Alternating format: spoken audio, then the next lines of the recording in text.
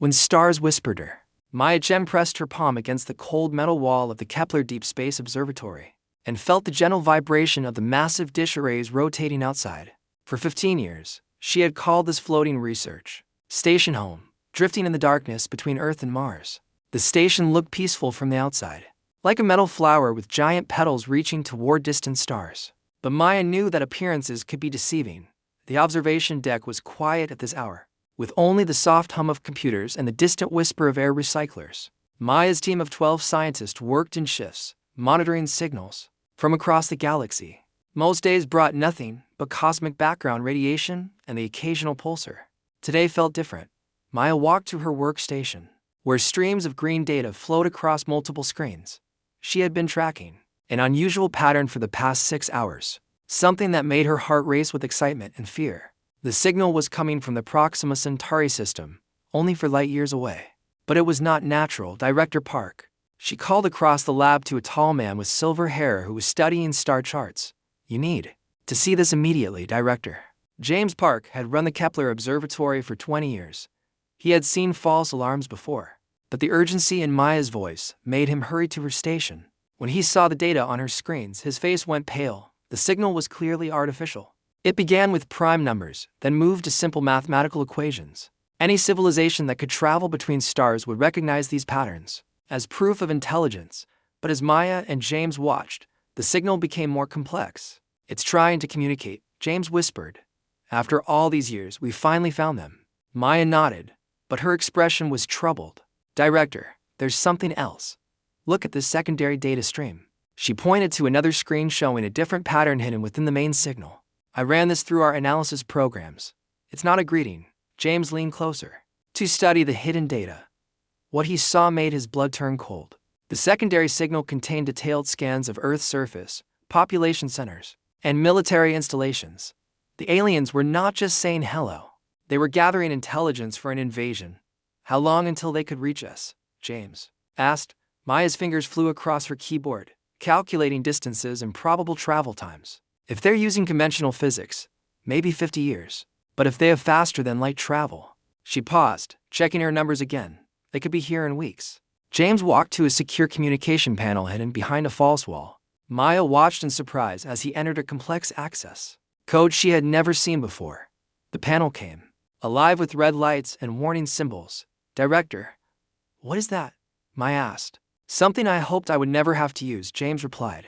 His voice was steady, but his hands shook slightly as he spoke into the microphone. This is Kepler Station calling Silent Guardian Command. Code Black. Repeat, Code Black. First contact confirmed, but hostile intent detected. The response came immediately from a voice Maya did not recognize.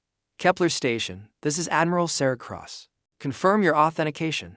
Authentication Omega 77 Alpha, James replied. Director James Park, clearance level Crimson. Authentication.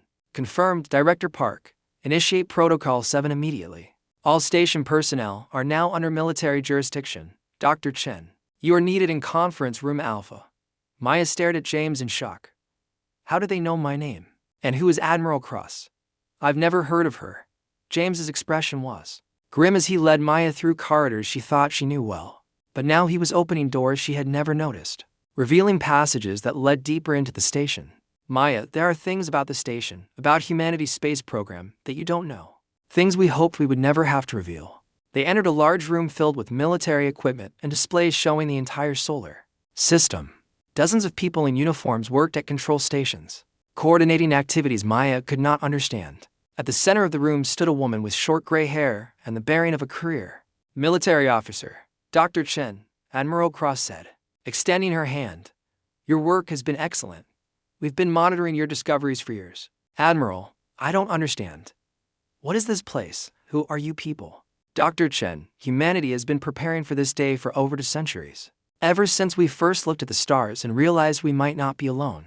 This observatory is not just a research station. It's a command post for Earth's early warning system. Admiral Cross led Maya to a massive screen, showing a 3-dimensional map of the solar system. But this map showed far more than Maya had ever seen before. Hundreds of objects moved through space, far more than the known satellites and space stations. Every cargo ship, every mining vessel, every research station in human space has a secondary Purpose, Admiral Cross explained. We've been building a defense fleet for generations, hiding it in plain sight. Maya looked at the screen in amazement. The innocent-looking cargo ships were revealed to have weapon systems concealed within their hulls.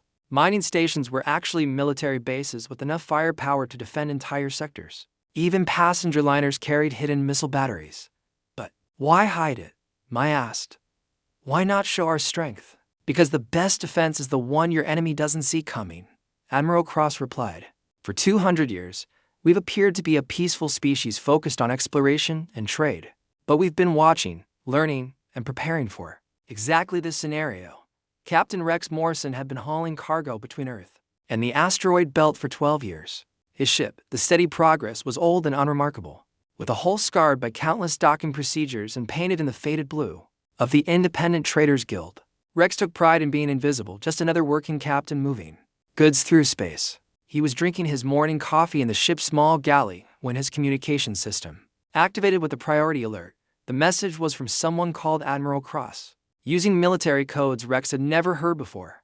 All vessels, this is Admiral Cross. Protocol 7 is now active. Civilian shipping is suspended. Report to your assigned rally points immediately. Rex stared at the message in confusion. He had no idea what Protocol 7 meant or where his assigned rally point was supposed to be. But as he studied the message more carefully, he noticed something strange. Embedded in the text were coordinates he recognized, and a command code that his ship's computer seemed to understand. Computer, explain Protocol 7. Rex said aloud. To his amazement, the computer responded with information he had never heard before. Protocol 7 activates the emergency defense network. This vessel is designated HSF Steady Progress, registration number 77 for Alpha. Military systems are now online. Rex nearly dropped his coffee cup. Military systems. What military systems? The ship around him began to change. Panels he had thought were decorative opened to reveal weapon controls. The cargo bay doors sealed and transformed into launch tubes for missiles he had never known existed. His comfortable merchant vessel was becoming something else entirely. Captain Morrison, a new voice said over the communication system. This is Fleet Command. Your vessel is actually the destroyer HSF Silent Thunder. Your cover as a cargo hauler is no longer necessary. Rex looked around his transformed ship in shock. The simple cargo bay had become a hangar filled with fighter craft. His navigation systems now showed capabilities far beyond anything civilian ships possessed. He was not a merchant captain. He was a naval officer who had been living a carefully constructed lie. How long? Rex asked. How long have I been military? Since the day you first applied for a shipping license, Captain. Every merchant in the Independent Traders Guild is actually a naval officer. We've been building the largest fleet in human history while pretending to be simple cargo haulers. Across human space, the same transformation was happening on thousands of ships. Captain Lisa Wong discovered that her passenger liner was actually a carrier, filled with combat fighters. Commander Zara Blackwood learned that her mining survey team was actually a stealth reconnaissance unit. Every civilian in space was revealing their true military identity. On Earth, the transformation was even more dramatic. Dr. Maya Chen watched from the Kepler Observatory as the planet itself began to change. Civilian factories opened hidden sections revealing massive weapon production lines. Space elevators that had carried tourists and cargo for decades transformed into launch systems for military spacecraft. Admiral Cross stood beside Maya as they watched humanity's true strength reveal itself. For 2 centuries, every human institution has had a secondary purpose. Every school teaches basic military tactics alongside mathematics. Every factory can produce weapons as easily as consumer goods. Every citizen is a potential soldier. But how did you keep it secret for so long? Maya asked. Because we never lied about who we are, Admiral Cross replied. We are explorers, traders, scientists, and farmers, but we're also predators who learned long ago that the safest way to hunt is to not look dangerous until the moment you strike. Maya watched as the disguised fleet assembled throughout the solar system. Ships that had been hiding among the asteroids for decades emerged to join the formation. Space stations that had appeared to be research facilities revealed themselves as massive weapons platforms. The solar system that had looked peaceful and sparsely defended now bristled with more military power than any civilization in galactic history. How many ships do we have? Maya asked. Admiral Cross checked her data display. In the Sol system alone, approximately 15,000 combat vessels throughout human space. Over 60,000 ships of various classes. Maya felt dizzy. humanity, had been pretending to have a few hundred ships for exploration and trade. The truth was that they commanded the largest fleet ever assembled by any known species. Captain Rex Morrison, still adjusting to the revelation about his ship and his life, received new orders. His destroyer was assigned to Battle Group Hammer, one of 20 such formations preparing to defend Earth. As he studied the tactical displays, Rex realized that the alien signal Dr. Chen had detected was not just a scientific discovery. It was the trigger for the greatest military operation in human history. All ships. This is Admiral Cross, came the announcement across the fleet. The enemy believes they are dealing with a primitive species with limited technology and peaceful intentions. They have been scanning our defenses for weeks, cataloging our weaknesses and preparing for an easy conquest. Rex listened as the Admiral continued her briefing. What they don't know is that we've been scanning them as well. Every signal they've sent has told us about their technology, their numbers, and their intentions. They're planning to arrive with overwhelming force to crush what they think is a defenseless civilization, Maya. Watching from the Kepler Observatory, saw the alien fleet approaching on long-range sensors. 1,200 ships moving in perfect formation, confident in their superiority. They had no idea they were flying into the most devastating trap in galactic history. Dr. Chen, Admiral Cross said, "You discovered their signal, and now you're going to help us send a reply." But not the kind of reply they're expecting. The alien fleet, calling itself the Dominion, was led by Overlord Kess, a being who had conquered 17 star systems for his empire. His flagship, the Pride of Conquest, was a massive vessel designed to intimidate enemies into surrender. Kess had reviewed the intelligence reports about Earth dozens of times. The humans appeared to be a young species with basic technology and no significant military forces. Overlord, his tactical officer, reported were detecting the expected number of human vessels in the target system, approximately 300 ships, mostly civilian craft. Their largest warships appear to be primitive chemical propulsion designs. Kess was pleased but not surprised. His scouts had been studying Earth for months, and everything confirmed that this would be an easy conquest. The humans would surrender quickly when they saw the Dominion fleet, and Kess would add another system to his growing empire. Proceed to attack formation, Kess commanded. Begin charging the intimidation weapons. A few destroyed cities should convince them to submit. But as the Dominion fleet approached Earth, Overlord Kess was about to discover that sometimes the most dangerous predator is the one that doesn't look dangerous at all. Wolves in sheep's clothing. Governor Kess stood on the bridge of the Pride of Conquest, watching the blue-green world of Earth grow larger on his viewing screens. Around him, 1,200 ships of the Dominion fleet moved in perfect formation, their hulls gleaming with the confidence of unchallenged power. For 300 years, the Dominion had swept across the galaxy, conquering every species they encountered. Earth would be no different. Report, Kess commanded his tactical officer, a tall being with pale skin and multiple eyes that could process vast amounts of data simultaneously. Overlord, we're detecting exactly what our scouts predicted.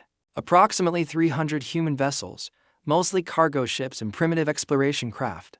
Their technology appears to be based on chemical rockets and basic fusion drives. No significant weapons detected. Kess nodded with satisfaction. The humans had been broadcasting signals into space for centuries, revealing their primitive nature and peaceful intentions.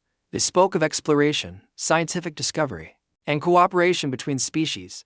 They had made themselves appear completely harmless. Excellent. Begin the standard intimidation protocol. Target their largest population centers and prepare to demonstrate our power. Once they see a few of their cities destroyed, they'll surrender immediately. But as Kess spoke, something was happening throughout the Sol system that the Dominion sensors could not detect. Hidden among the asteroids, cloaked behind gas clouds and disguised as space debris, humanity's true fleet was moving into position. Captain Rex Morrison felt his heart pounding as he watched the alien fleet approaching on his tactical displays. His destroyer, the Silent Thunder, was hidden behind a small asteroid with 49 other ships from Battle Group Hammer. Their energy signatures were completely masked, making them invisible to enemy sensors. All ships, this is Admiral Cross, came the voice over the secure communication channel. The enemy is exactly where we want them. They've positioned themselves in the center of our kill zone, completely surrounded by forces they can't see. Rex checked his weapon systems one final time. The Silent Thunder carried quantum torpedoes, antimatter cannons, and gravitational disruptors that could tear apart enemy ships at the molecular level. Every vessel in the human fleet was equipped with technology decades ahead of anything the Dominion possessed.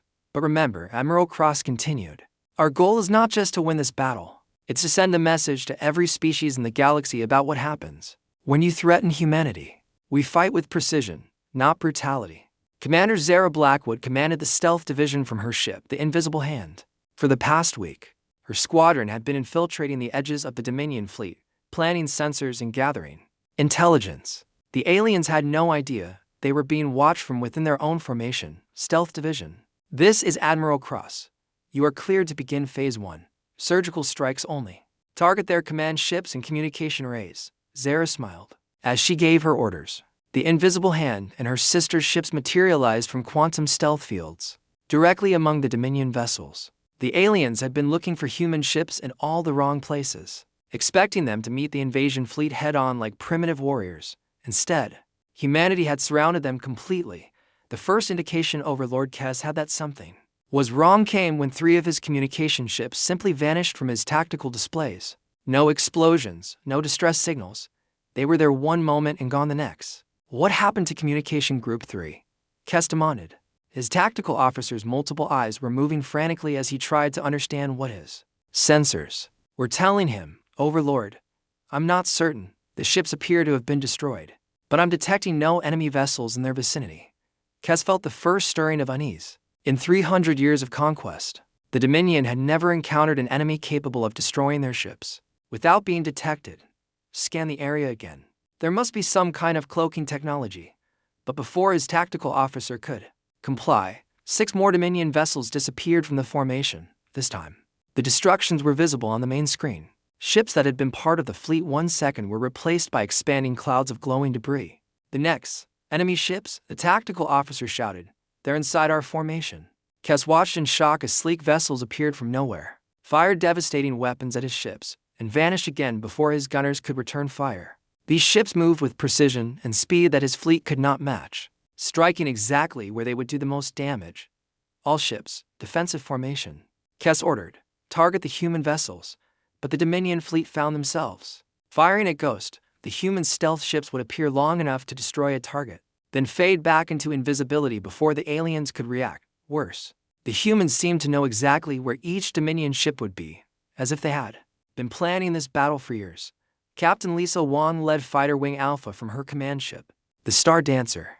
Unlike the massive capital ships hiding throughout the system, her fighters were small and fast, designed to swarm enemy vessels like angry insects. As the stealth ships created confusion in the Dominion formation, Lisa's wing emerged from concealment near Earth's moon. All fighters, this is Star Dancer Actual. Remember your training. These aliens think we're primitives who fight with simple weapons. Let's show them what human engineering can really do. Lisa's fighters moved through space like a school of deadly fish, weaving between the massive alien ships with impossible agility. Their quantum engines allowed them to change direction in ways that violated every law of physics. The Dominion understood. Each fighter carried weapons that could punch through the strongest alien armor as if it were paper. Overlord Kess watched his tactical display with growing horror, as small human craft danced around his massive warships, destroying weapon systems and engines with surgical precision. His ships had been designed to fight other large vessels in formal battle lines. They were helpless against enemies that moved like this. Sir, his communications officer called out. We're receiving a transmission from the human fleet. Put it through, Kess ordered, hoping to negotiate with what he still believed was an inferior species that had somehow gotten lucky. The image that appeared on his main screen was not what Kess expected. Instead of a primitive leader begging for mercy, he saw a human woman in a crisp military uniform, standing in what was obviously an advanced command center. Overlord Kess, Admiral Cross said, her voice calm and professional.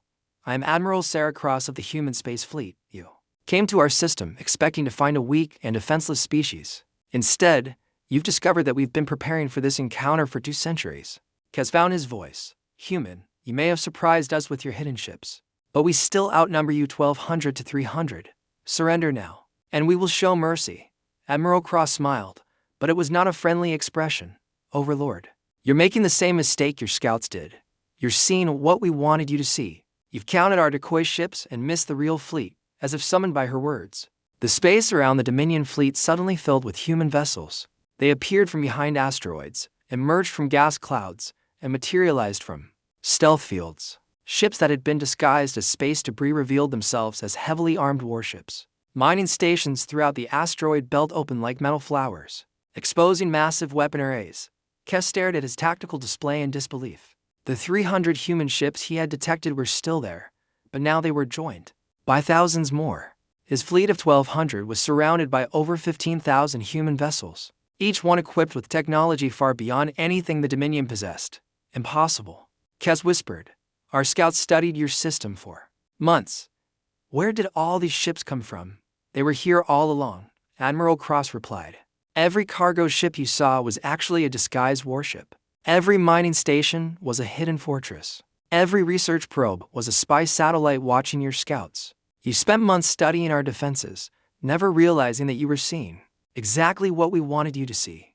Captain Rex Morrison received his attack orders and felt a mixture of excitement and grim satisfaction. For 12 years, he had pretended to be a simple cargo hauler, watching alien scouts study his ship and dismiss it as harmless. Now he could finally show them what the steady progress really was. The Silent Thunder, along with every other ship in the human fleet, opened fire simultaneously.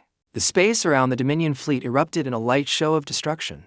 As humanity's true weapons revealed themselves, quantum torpedoes tore through alien shields as if they didn't exist. Antimatter cannons vaporized entire sections of enemy ships. Gravitational disruptors created tiny black holes that pulled Dominion vessels apart from the inside. The battle, if it could even be called that, lasted less than 4 hours. The Dominion had expected to fight 300 primitive ships. Instead, they found themselves overwhelmed by 15,000 advanced warships using technology they could barely comprehend. But the most shocking aspect of the human attack was its precision. Despite having overwhelming firepower, the human fleet targeted only military vessels and weapon systems. They disabled Dominion ships rather than destroying them completely. And when alien crews abandoned their vessels, human rescue ships moved in to collect the survivors. Overlord Kes found himself a prisoner aboard Admiral Cross's flagship, still trying to understand what had happened to his invincible fleet. The human ship was unlike anything he had ever seen, with technology that seemed almost magical compared to Dominion standards. Why? Kes asked when Admiral Cross came to speak with him. You had the power to destroy us completely. Why show mercy? Admiral Cross sat across from him in the ship's detention area. Because we're not like you, Overlord. We don't conquer for the pleasure of domination. We fight only when threatened. And we use only the force necessary to protect ourselves. But your fleet, your weapons, you've been planning this for centuries. Yes, we have. Because we knew that someday, someone like you would come. A species that believes in conquest through violence. We prepared for that day, but we never forgot who we are. Kes looked confused. Who you are? We're explorers, scientists, builders, and dreamers. But when someone threatens our home, our families, our way of life, we become something else. We become the most dangerous predators in the galaxy. Admiral Cross stood to leave, then paused. At the door, your fleet came here to conquer what you thought was a weak species. Instead, you've learned that humanity's greatest strength is not our technology or our numbers. It's our ability to appear harmless until the moment we choose to reveal our true nature. As Admiral Cross walked away, Kes realized the full scope of humanity's deception for centuries. They had been building the most powerful military force in galactic history while convincing everyone that they were peaceful explorers. They had turned their entire civilization into a weapon disguised as a tool of exploration and trade. The remnants of the Dominion fleet that had survived the battle were allowed to leave the Sol system, but they carried with them a message that would spread throughout the galaxy. Humanity was not the weak, primitive species that other civilizations had believed them to be. They were apex predators who had been hiding in plain sight, waiting for someone to make the mistake of threatening them. But the war was far from over. The Dominion was part of a larger empire that controlled dozens of star systems. When news of the defeat reached the Dominion homeworlds, the response would be swift and brutal. Humanity had won the first battle, but they were about to face the full might of an empire that had never known defeat. Admiral Cross knew this, and she was already preparing for the next phase of the conflict. The aliens had seen humanity's defensive capabilities. Now it was time to show them what happened when humans went on the offensive. The price of underestimating humanity. 3 days after the destruction of Overlord Kes's invasion fleet, emergency sessions were being held in throne rooms and council chambers across the Dominion Empire. News of the defeat had spread like wildfire through their quantum communication networks, and the reaction was exactly what Admiral Cross had expected: rage, disbelief, and a desperate hunger for revenge. Emperor Vox, supreme ruler of the Dominion, stood before a holographic display, showing the wreckage of what had once been his most powerful fleet. His form was imposing, nearly 3 meters tall with armored skin that had evolved for survival. On a harsh homeworld, for 5 centuries, he had led the Dominion in conquest after conquest, building an empire that spanned 47 star systems. 1,200 ships, Vox said, his voice resonating through the Imperial Council chamber. 1,200 of our finest vessels, destroyed by a species we classified as primitive. How is this possible? High Commander Drex, the Empire's chief military strategist, stood at attention beside the hologram. His multiple arms gestured at the tactical data as he spoke. My Emperor, the humans employ deception on a scale we have never encountered. Every ship we identified as civilian was actually military. Every cargo vessel was a disguised warship. Their entire civilization was a lie designed to make us underestimate them. Emperor Vox's eyes burn with fury. Then we will show them the price of humiliating the Dominion. Mobilize every fleet in the Empire. Call back our forces from the outer territories. I want 10,000 ships ready for the final assault on Earth within 1 month. High Commander Drex hesitated. My Emperor, perhaps we should consider negotiation. Their technology appears to be negotiation. Vox's words shook the chamber. They destroyed our fleet and made us look weak before every species in the galaxy. There will be no negotiation. There will only be the complete annihilation of every human in existence. But even as Emperor Vox made his plans for revenge, Dr. Maya Chen was sitting in a secure facility deep beneath the surface of Earth, watching every move the Dominion made. The battle in the Sol system had been more than just a military victory. It had been an intelligence-gathering operation that gave humanity unprecedented access to Dominion technology and communications. Admiral Cross, Maya called from her workstation. The quantum tracking devices we placed on the surviving Dominion ships are working perfectly. We now have real-time access to their entire communication network. Admiral Cross studied the streams of data flowing across Maya's screens. Every message, every strategic planning session, every troop movement throughout the Dominion Empire was now visible to human intelligence. The aliens had no idea they were being watched. What's their response to the defeat? Admiral Cross asked. Exactly what you predicted. Emperor Vox is mobilizing their entire military for a revenge attack. But Admiral, they're not just planning to destroy our fleet. They're planning to exterminate our entire species. Admiral Cross was quiet for a moment, studying the intercepted Dominion communications. The aliens were revealing the true nature of their empire, discussing previous genocides and planned atrocities with casual indifference. Their response to defeat was not to seek understanding or peace, but to escalate to total war. Then it's time for Operation Teaching Moment, Admiral Cross said. Send orders to all fleet commanders. We're taking the war to them. Captain Rex Morrison stood on the bridge of the Silent Thunder as his ship emerged from hyperspace. In the Kepler 440 system, home to one of the Dominion's major military installations.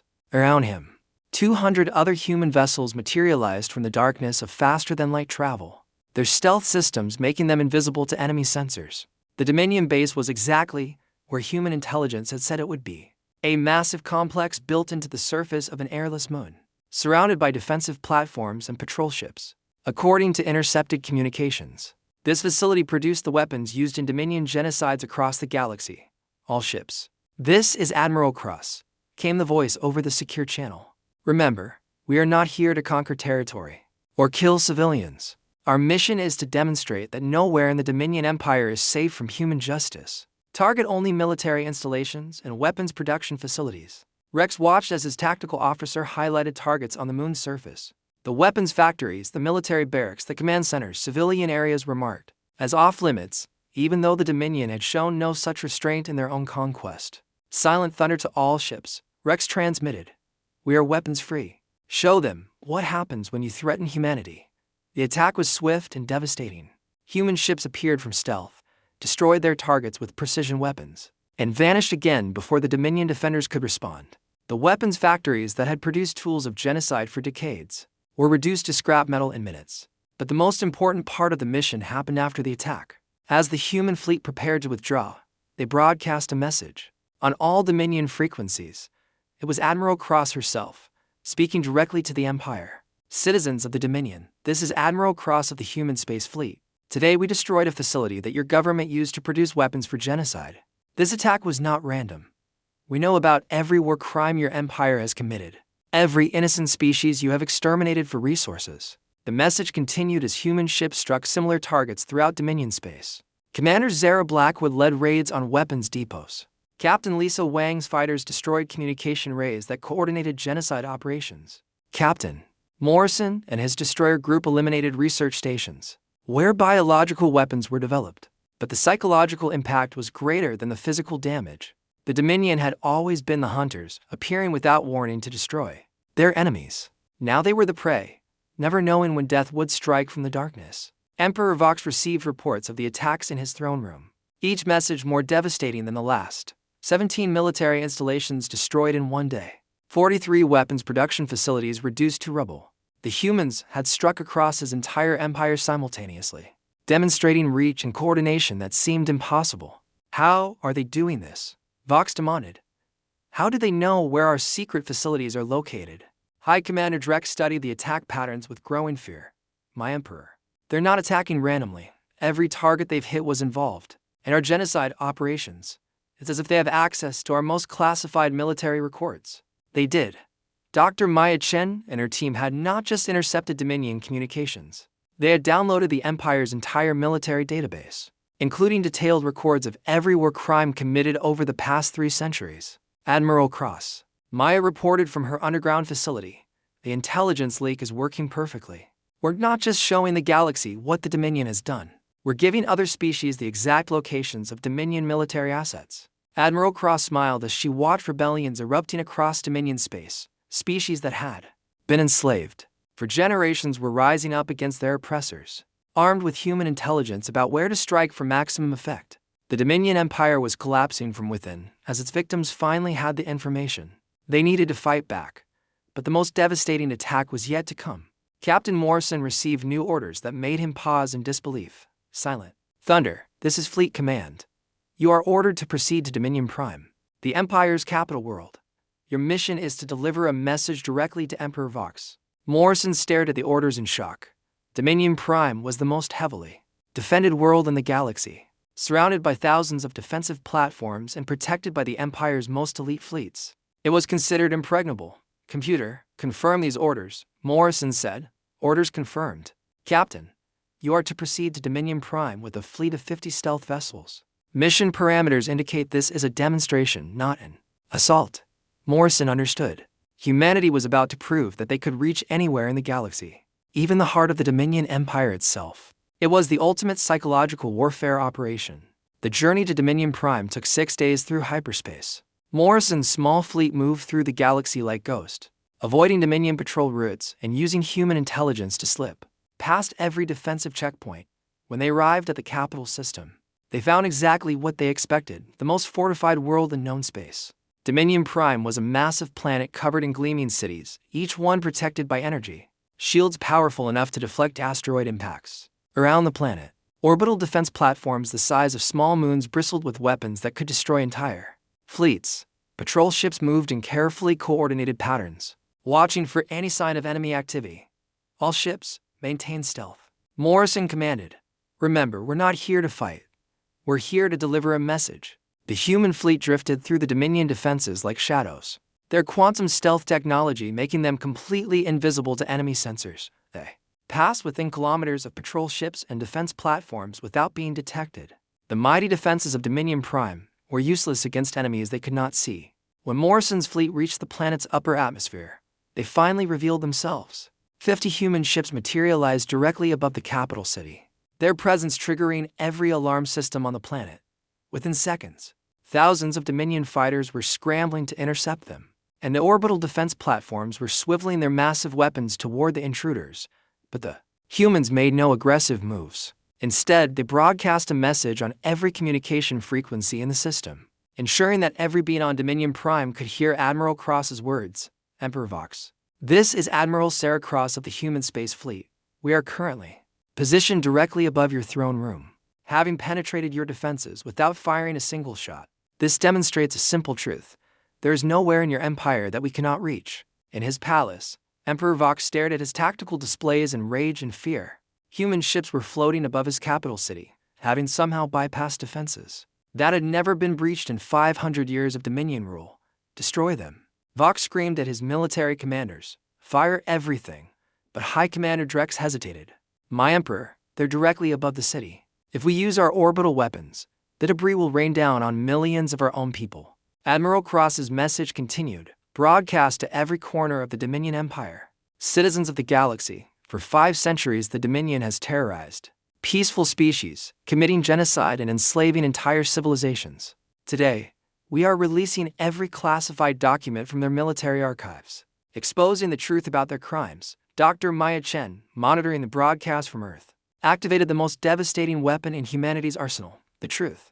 Across the galaxy, every computer screen, every communication device, every public display suddenly showed the same information. Detailed records of Dominion atrocities, complete with video evidence, casualty reports, and communications between leaders planning genocides. The effect was immediate and catastrophic for the Dominion, species that had been living under Dominion rule for generations learned the truth about their oppressors. Planets that had believed Dominion propaganda about peaceful integration discovered that their governments had been systematically exterminating resistance movements. But worse for the Dominion, other major powers in the galaxy saw evidence of planned attacks against their own civilizations. The Hegemony Archives, the Crystal Confederacy, the Free Worlds Alliance, all discovered that the Dominion had been planning to attack them once humanity was eliminated. On Dominion Prime, Emperor Vox watched his empire crumble on the communication screens. Rebellions were erupting on dozens of worlds. Allied species were declaring war on the Dominion. His own military commanders were questioning orders as they learned the truth about what they had been fighting for. Sir, Admiral Cross's voice continued from the human ships floating above his city. You have 1 hour to order the complete withdrawal of all Dominion forces to your core worlds. Any military vessel found outside Dominion space after that deadline will be destroyed. Any attempt to harm civilian populations during your withdrawal will result in the complete annihilation of your government. High Commander Drex looked at Emperor Vox with eyes that no longer held respect. My Emperor, we have no choice. The entire galaxy is turning against us. Our own people are learning what we've done. If we don't withdraw, we'll face a war against every species in known space. Vox's rage was consuming him. But even he could see that his empire was finished. The humans had not just defeated his military forces. They had destroyed the foundation of Dominion power by exposing the truth about their crimes. And one more thing, Emperor. Admiral Cross's final words echoed through the throne room. Overlord Kess and the other survivors from your invasion fleet are being returned to you unharmed. We could have executed them as we're criminals. But we chose mercy. Learn from this. Humanity fights only when threatened. But when we fight to win. Choose your next actions very carefully. The human fleet vanished as suddenly as it had appeared, leaving Dominion Prime in chaos. Emperor Vox stared at the empty sky, knowing that his empire of 5 centuries had been destroyed in a matter of weeks by a species he had dismissed as primitive. 6 months later, Dr. Maya Chen stood in her new office as Earth's first director of galactic relations. Through her window, she could see cargo ships moving between Earth and the stars, carrying goods and passengers just as they had for decades. But now everyone in the galaxy knew the truth about those innocent-looking vessels. Captain Rex Morrison was back to hauling cargo, his destroyer once again disguised as the humble freighter Steady Progress. But now the disguise was a choice rather than a necessity. The galaxy knew that humanity could defend itself, which made the pretense of peaceful trade more effective than ever. Admiral Cross remained in command of the Silent Guardian project, overseeing humanity's transition back to apparent normalcy. The hidden fleets returned to their cover identities as miners, traders, and explorers. The weapons production facilities were concealed once again behind civilian facades. To outside observers, humanity appeared to be exactly what it had always claimed to be, a peaceful species focused on exploration and trade. But everyone in the galaxy now knew the truth. The most dangerous predators were not the ones that roared and threatened.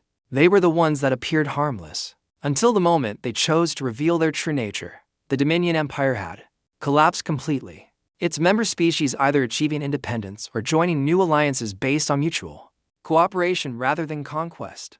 Emperor Vox himself was in exile on a remote world, stripped of power and forgotten by history. Overlord Kess, the alien commander who had led the original invasion of Earth, had requested a meeting with Admiral Cross before returning to what remained of his people. They met in a simple conference room aboard a human space station, two military officers who had fought on opposite sides of a war that had changed the galaxy. I still don't understand, Kess said, his voice filled with confusion and something that might have been respect. Your species had the power to conquer the entire galaxy. Your technology, your numbers, your strategic capabilities, you could have built an empire larger than the Dominion ever was. Why didn't you? Admiral Cross considered the question carefully. Because we learned something important during our history on Earth, Overlord. The strongest predator is not the one that kills everything it sees. It's the one that knows when not to hunt. But you could have ruled the galaxy. Rule implies that others serve us against their will. We prefer cooperation to domination. We want to explore the stars with friends, not rule over subjects.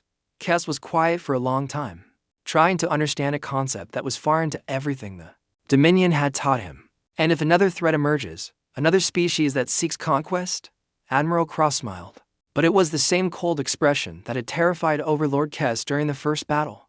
Then they'll learn the same lesson the Dominion learned. Humanity appears peaceful because we choose to be peaceful, but when someone threatens our home, our allies, or our way of life, we become something else entirely. What do you become? The thing that ends threats permanently. As Overlord Kes left the station, he carried with him a message that would spread throughout the galaxy. Humanity was not conquered territory to be claimed or a weak species to be enslaved. They were apex predators who had chosen to be guardians, protectors who would defend any species that sought peace and cooperation.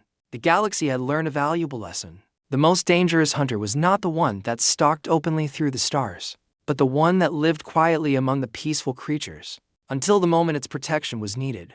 Dr. Maya Chen returned to her work monitoring signals from the stars. But now she was not just listening for alien communications. She was part of a network that ensured humanity would never again be caught unprepared. If another species made the mistake of threatening Earth or its allies, they would discover that humanity's greatest strength was not their technology or their numbers.